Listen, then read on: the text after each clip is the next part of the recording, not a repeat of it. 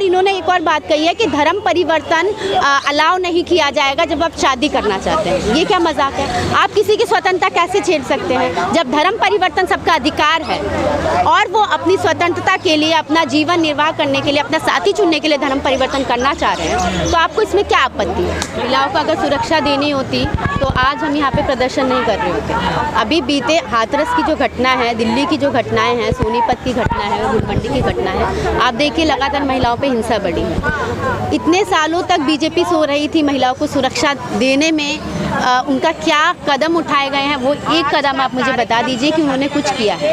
आज उनको महिला सुरक्षा याद आ रही है क्योंकि वो लव जिहाद जैसा कानून, काला कानून ला देना चाहते हैं, जिसके जरिए जैसे वो CA NRC लाए थे ताकि वो धर्म के नाम पे देश को बांटें और उनका जो प्रोपेगेंडा है, उनका जो फांसीवादी ताकतों को मजबूत करने का और इस देश में फांसीवाद लागू करने का जो उनका एजेंडा है वो पूरा कर सके। आप देखिए लव जिहाद के नाम पे वो क्या करेंगे? तो क्या बांटने की कोशिश की जा रही है? बिल्कुल बांटने की कोशिश की जा रही है। मुस्लिम जो इस देश में, मुस्लिम या जो अन्य अल्पसंख्यक हैं वो इस देश में है, उनको टारगेट किया जा रहा है, खासकर जो, क्योंकि वो अपनी हिंदुत्व जो उनकी विचारधारा है उसको पूरी तरीके से इस देश में थोप देना चाहते हैं। वो चाहते ही नहीं कि लोकतंत्र इस देश में जिंदा रहे। पहली बात तो आज UAPA RTI को कमज़ोर किया जाए, UAPA को स्ट्रॉन्ग किया जा रहा है, जो प्रदर्शन हो रहे हैं उनका दमन किया जा रहा है। तो जो लव जिहाद है वो जाहिर सी बात है कि जो स्वतंत्रता है, विवाह करने की स्वतंत्रता है, जो महिलाओं और पुरुषों दोनों की स्वतंत्रता है कि वो अपना मनपसंद साथी चुन सकते हैं, उस पर अटैक किया जा रहा है। वो लव जिहाद के नाम पे सांप्रदायिकता को बढ़ावा दे रहे हैं और उसको महिलाओं की आड़ में छुपा देना चाहते हैं। तो सरकार का कहना है कि कई मामले ऐसे सामने हैं, जैसे बल्लभगढ़ का मामला हुआ या कई ऐसे मामले कि नाम छुपाकर लड़का लड़कियों का इस्तेमाल करते हैं, उनको छोड़ देते हैं। उन लोगों के लिए ऐसा कानून बहुत ज़रूरी है। देखिए अगर उनको इस तरीके का कानून, उन ऐसे व्यक्तियों के जो असामाजिक तत्व हैं उनके अगर कानून लाना होता तो उन पे पहले कार्रवाई होती। उसको उस तौर पे क्यों देखा जा रहा है कि इसको हम लव जिहाद पे अध्यादेश जारी कर दें? इस पर बहस होती। आप उसको पकड़िए, जैसे कि अगर किसी ने जुल्म किया है तो उसके खिलाफ आपको कार्रवाई करनी पड़ेगी और सख्ती से उसको लागू करना होगा। पर आप इसके आधार पर पूरा का पूरा सांप्रदायिक रंग देते हुए लव जिहाद लागू कर देंगे, ये साफ साफ दिखाता है कि आपका क्या मकसद है। जब विधानसभा में जाएगा तो बहस भी होगी। देखिए अभी तो अध्यादेश आया है ना। अध्यादेश तो पहले भी CA NRC आया था पर वो लागू हुआ ना। आप देखेंगे कि ज़्यादातर बीजेपी है, हर राज्य में ज़्यादातर बीजेपी है, उसको देर नहीं लगेगी कि इसको वो पास कर देंगे। जब आप बोल रहे हैं कि सरकार ने कुछ भी नहीं करा लड़कियों के लिए, तो बेटी बचाओ बेटी पढ़ाओ भी तो शुरू करा है, तो इसके बारे में क्या कहेंगे? बेटी बचाओ बेटी पढ़ाओ एक ऐसा जुमला है जिसको वो खुद इस्तेमाल करते हैं जब वो सत्ता में आना चाहते हैं। वो अभी बोल रहे हैं ना कि वैक्सीन फ्री में देंगे। अब बिहार में उनको जो भी चाहिए होता है ना, वो चुनाव में लड़ने के लिए वो इस तरीके के ढकोसले लाते हैं। आप देख लीजिए 2017 से लेकर 2019 तक महिलाओं पे लगातार हिंसा बढ़ी है। ये आंकड़ा दिखाता है, NCRB का आंकड़ा दिखाता है कि सरकार कितनी महिला विरोधी है। आप देखेंगे जो दलित हैं और जो दलित और गरीब महिलाएं हैं वो सबसे ज़्यादा शिकार हुई हैं। अगर उनको सच में महिला सुरक्षा देनी होती तो फास्ट ट्रैक कोर्ट तेजी से ज़मीन पे काम कर रहे होते, निर्भया फंड काम कर रहे आते। देखिए सरकारी अस्पताल में आप जाके देखिए कहाँ कहाँ पे one stop rape crisis centre है, जहाँ इक्के दुक्के मिलेंगे तो उसमें ताला लगा होता है 2-2 सालों से। तो जो महिलाओं आंदोलन की जो जीती हुई मांगे थी वो आज ज़मीनी स्तर पे नहीं है।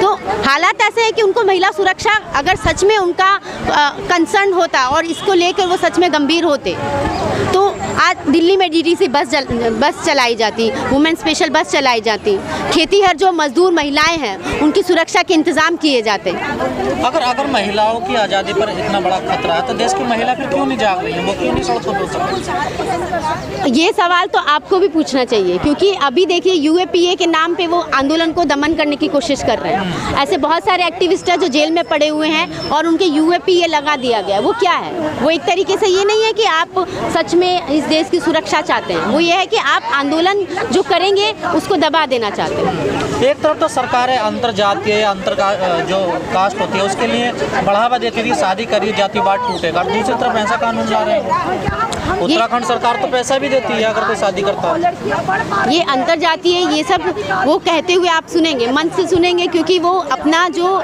चरित्र है वो कुछ और सामने दिखाना चाहते हैं। वो जो अंदर से खुद जातिवादी हैं, जो ऊंची जाति के लोग जो बीजेपी में MLA नेता बन के घूम रहे हैं, वो अंदर से उनका जातिवाद नहीं टूटा है। वो अंदर से पूरे के पूरे ब्राह्मणवादी हैं और वो अब भी चाहते हैं कि महिलाएं घर में रहें और अंतरजातीय विवाह, वो दो धर्म के जो लोग हैं उनका विवाह का छोड़िए, वो एक ही धर्म में वो नहीं चाहते हैं कि एक दलित का लड़का ऊंची जाति से शादी कर ले या दलित की लड़की ऊंची जाति के लड़के से शादी ये कर भी ले। लव जिहाद के दायरे में आएगा?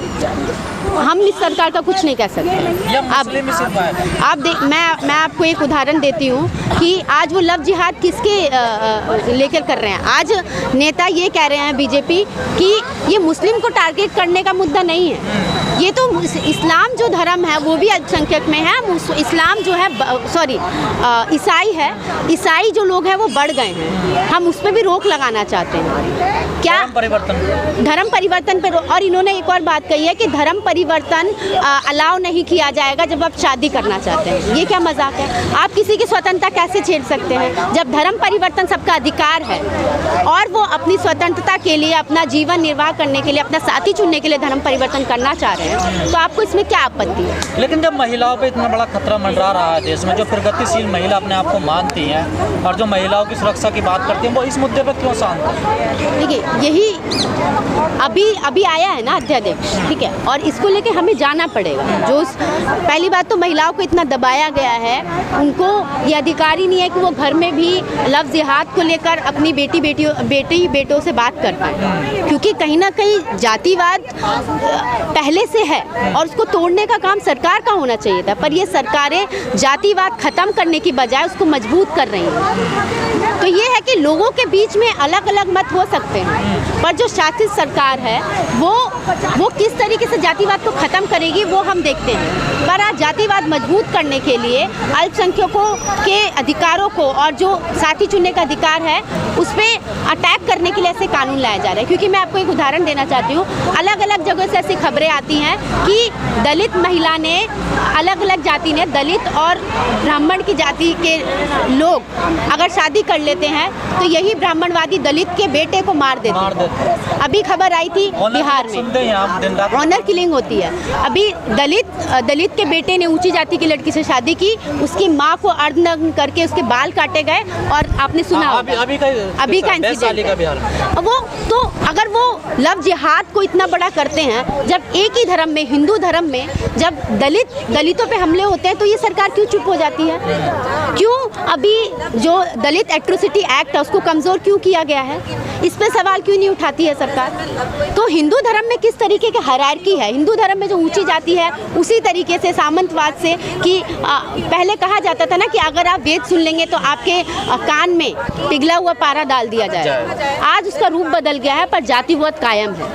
आज हिंदू धर्म में किसी तरीके के अत्याचार होते हैं, जातिवाद के नाम पे मार दिया जाता है, उनको वो नजर नहीं आता, उस पर वो तेजी नहीं दिखाते, उस पर अध्यादेश नहीं लाए जाते हैं। पर अगर वहाँ पे इस तरीके का केस हुआ है तो उसको पूरा रंग देते हुए लव जिहाद